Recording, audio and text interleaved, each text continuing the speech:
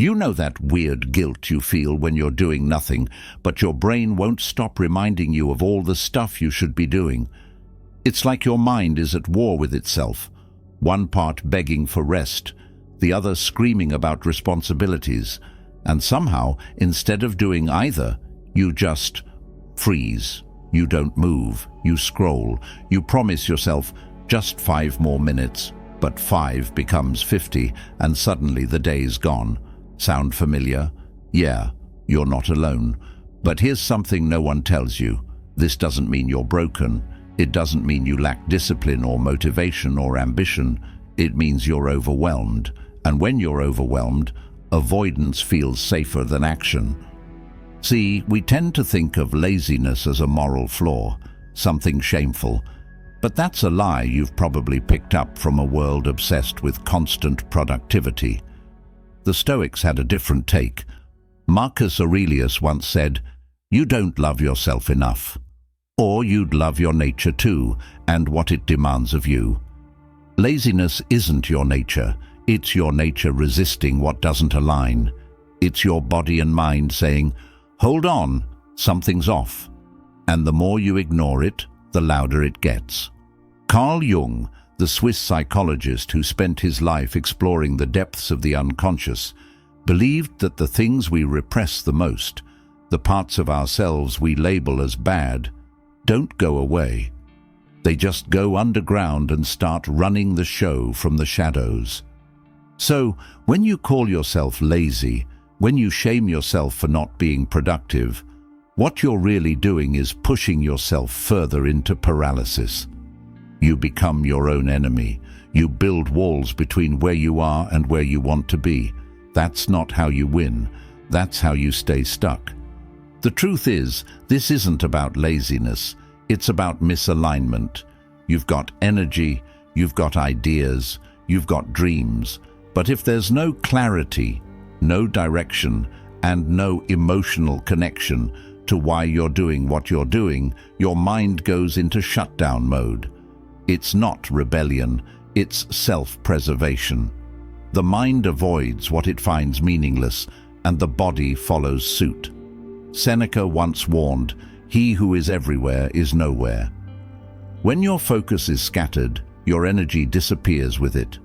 You're not lazy, you're unfocused, undirected, misaligned, and that's fixable. So let's strip away the labels. Let's stop calling it laziness and start seeing it for what it really is, a sign that your system needs realignment, that your goals need clarity, that your energy needs a target. And once we do that, once we stop blaming ourselves and start working with ourselves, everything changes. This isn't about hype or hustle culture. It's not about grinding or shaming yourself into motion. It's about learning how to move with intention, to align your actions with your nature, to become someone who acts because it matters, not because you're scared to fall behind. We're about to walk through 6 strategies that do just that, real tools that help you reset your rhythm, shift your mindset, and take back control. Because when you understand the real reason behind your so-called laziness, you stop fighting yourself and you start moving forward. And if you find even a little value in what we're building together here, there's one simple free way you can support it. Just hit that subscribe button. Let's get into it. 1. Stop calling yourself lazy. How often do you catch yourself saying, "I'm just lazy," almost like it's a permanent part of who you are? Most people don't even realize it, but that one sentence, it's not harmless, it's heavy, it's like branding your own forehead with defeat before you've even begun. And your mind, it takes notes. Carl Jung once said, "You are what you do, not what you say you'll do." But I'd add, you also become what you keep telling yourself you are. So if you keep repeating that label, don't be surprised when your actions start matching it. Your brain listens closely, and it starts building an identity around your words. Here's the truth no one told you in school. Laziness isn't a personality trait. You weren't born with it. You didn't come out of the womb deciding to hit snooze on life. What we call laziness is usually something else wearing a disguise: fear of failure, fear of starting, exhaustion, lack of clarity, burnout, resistance. Call it what it really is, and it loses its grip, but call it your identity. You just gave it power it never deserved. The Stoics had a powerful way of cutting through this kind of mental fog. Epictetus reminded us that it's not things that disturb us, but our judgments about things. The problem isn't the fact that you didn't feel like getting out of bed today. It's that you judged it as laziness, and then attached that to your sense of self. What if instead you paused and said, "I'm feeling resistance today, but I'm not defined by it"? That slight shift changes everything. Identity is a mirror. If it's cracked and distorted with self-deprecating labels, your reflection will never look strong, capable, or ready. But if you clean that mirror, remove the labels, you start seeing yourself differently. And when your self-image changes, your behavior follows. It's not magic, it's psychology. It's identity-based habit formation, and it works both ways. Keep calling yourself lazy, and you'll unconsciously act like someone who procrastinates, avoids discomfort, and settles. But flip the script. Tell yourself, "I take action, even when it's uncomfortable," and you start building proof of that in small ways, every day. You're not lazy, you're not broken, you've just picked up a label that doesn't belong to you, and it's time to set it down. So the next time that voice creeps in, challenging your worth, ask yourself this: would I say this to a close friend? If the answer is no, then stop saying it to yourself. You're not your worst day. You're not the missed deadline, or the skipped workout, or the pile of unread emails. You're someone who's learning, growing, evolving, someone who's capable of change. And that shift, that little decision to stop calling yourself lazy, it's not just a feel-good affirmation. It's the first domino, because when your self-talk changes, your mindset follows. And when your mindset changes, your actions do too. Change your words, and you start changing your life. Simple as that. 2. Clarity kills procrastination. Have you ever opened your laptop to get things done, only to stare blankly at the screen, suddenly unsure what done even means? You check your to-do list, scroll for a bit, maybe reorganize your desktop for the 10th time this week, and before you know it, an hour's gone, and nothing's moved forward. Sound familiar?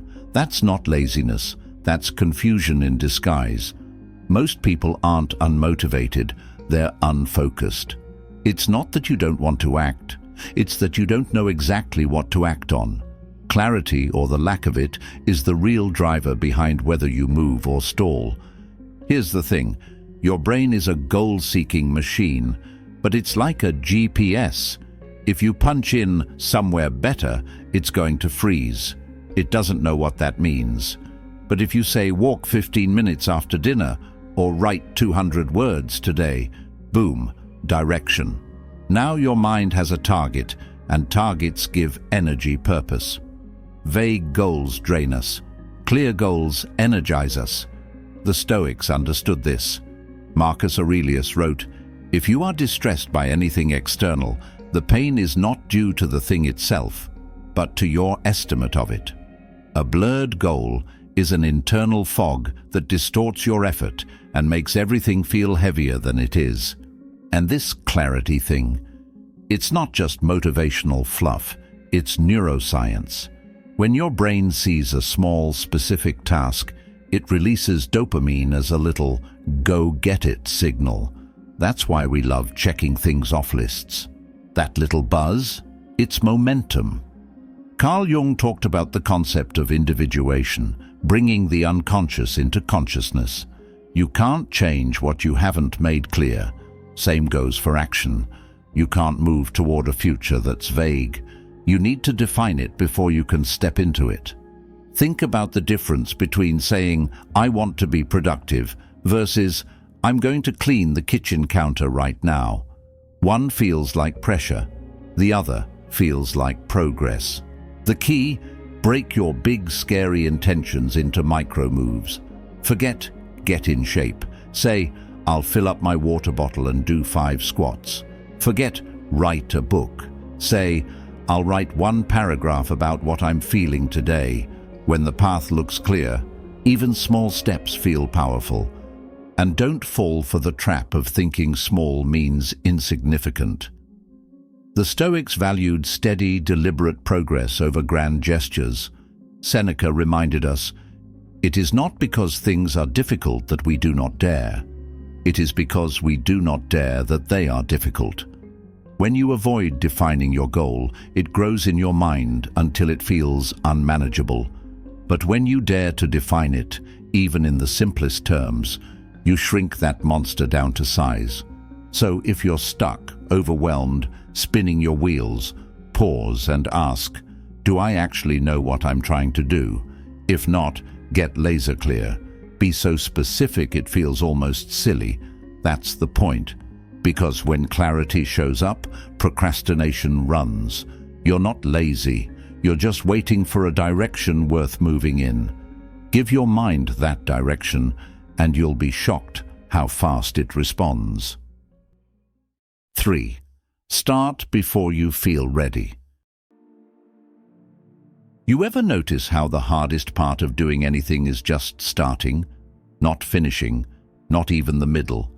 Just that first 5 seconds, that awkward moment when you're standing at the edge, staring at your to-do list, or your messy room, or the cold morning air outside the gym, thinking, "Not today, I'm not feeling it." And that's the trap, right there. We wait to feel like it. But here's the truth most people don't want to hear: you won't. Not at first. The feeling doesn't come first. The action does. Most of us grew up thinking motivation is like gas in a car. You can't move unless the tank is full. But that's not how it works. Motivation is more like the spark that comes after the engine's already turning. You move first. The feeling follows. Marcus Aurelius said, "At dawn, when you have trouble getting out of bed, tell yourself, 'I have to go to work,' as a human being." He didn't say, "Wait until you feel like it." He said, "Go, show up, do the thing, even if your body resists, especially then." Carl Jung, too, believed in the power of doing before understanding. He wrote, "You are what you do, not what you say you'll do." There's something deeply psychological about this. When we act, we create evidence, and evidence shapes identity. So when you get up and take one small action, no matter how tiny, you prove something to yourself. You show your brain, "I am someone who moves, even when I don't want to." That shift, that proof, is how motivation is built.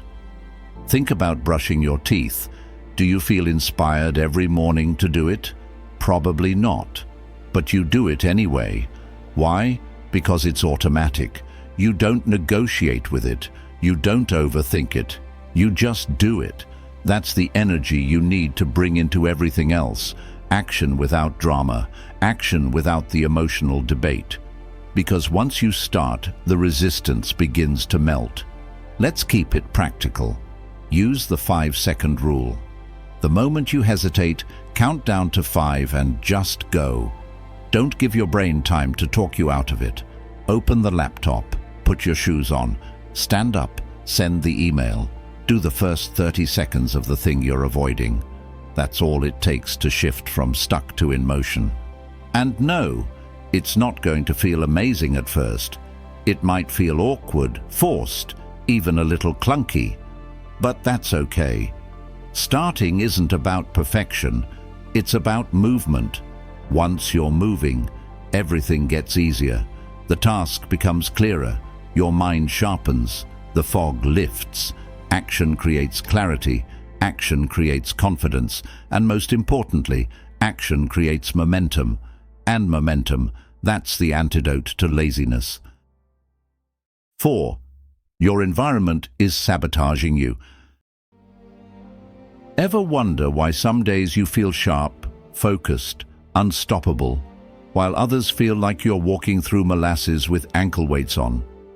The answer might not be your mindset, it might be your environment. See, we love to think success is all about willpower, grit, discipline, but the truth is, even the strongest mind can't thrive in a space that's quietly working against it. If your surroundings are chaotic, your mind will be too. If your phone's pinging, your TV's talking, your desk is cluttered, and your space feels more like a crash site than a launch pad, your brain isn't lazy, it's overwhelmed. The Stoics would have been the first to call this out.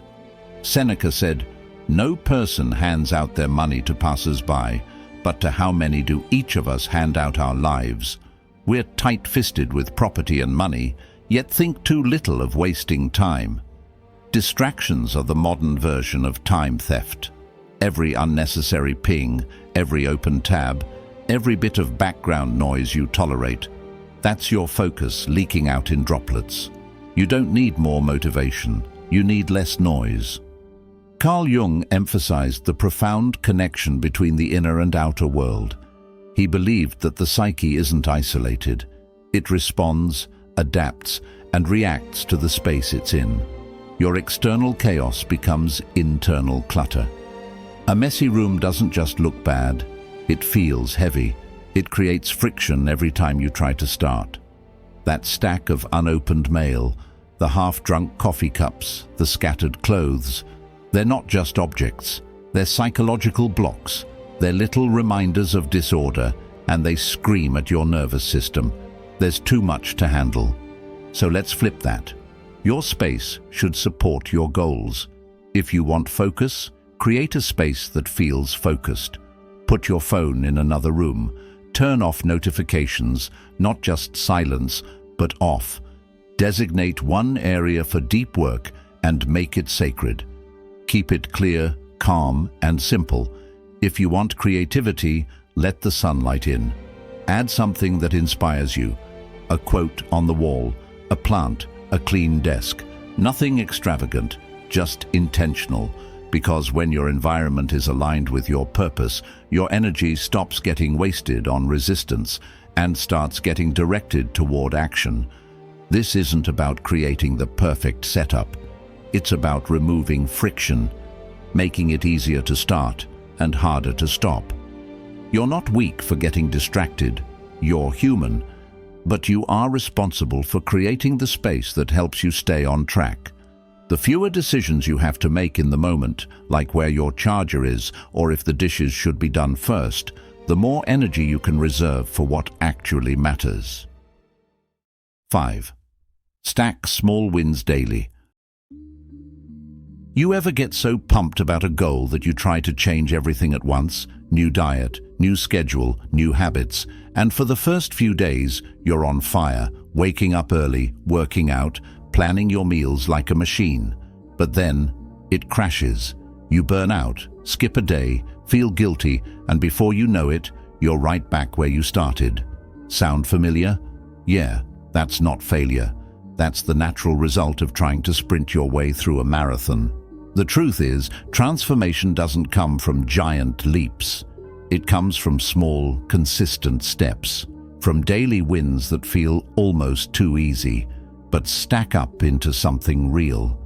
There's a reason Marcus Aurelius journaled about doing the job of a human being, one action at a time. He understood that self-mastery isn't about intensity, it's about consistency, and he wasn't alone. Carl Jung believed the process of becoming whole, the process he called individuation, wasn't a grand explosion of change, but a slow integration of your fragmented self over time, little by little, day by day. That's where the real magic happens. Let's break it down. If you want to write a book, don't aim for a chapter. Aim for a paragraph. If you want to get fit, forget the hour-long workouts. Do D-set push-up over. Go for a 5-minute walk. These too small to fail actions feel insignificant at first, but they're doing something powerful. You're teaching yourself that you show up, that you finish what you start, and every time you do that, you earn a bit more trust in yourself.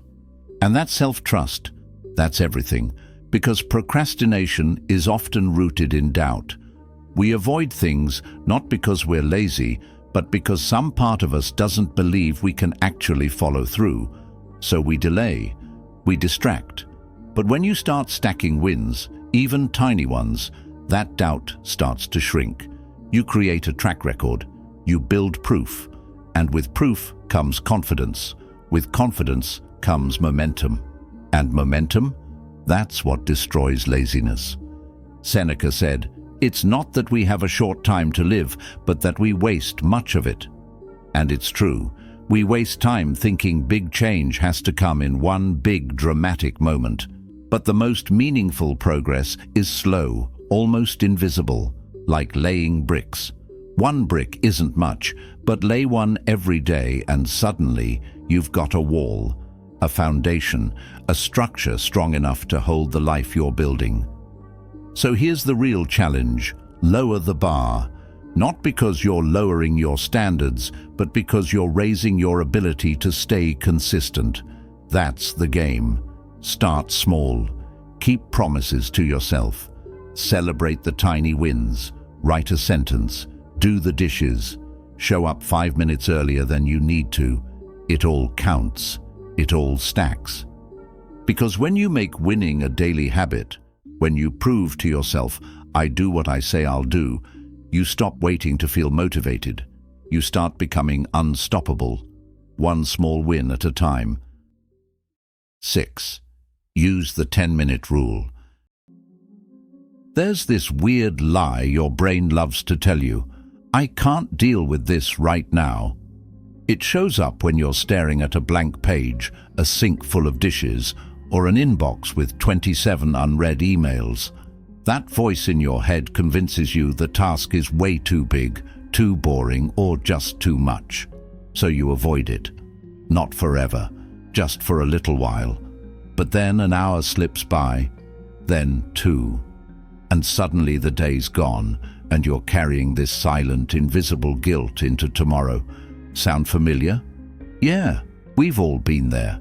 But what if I told you there's a way to break that cycle without relying on motivation or willpower? Enter the 10-minute rule.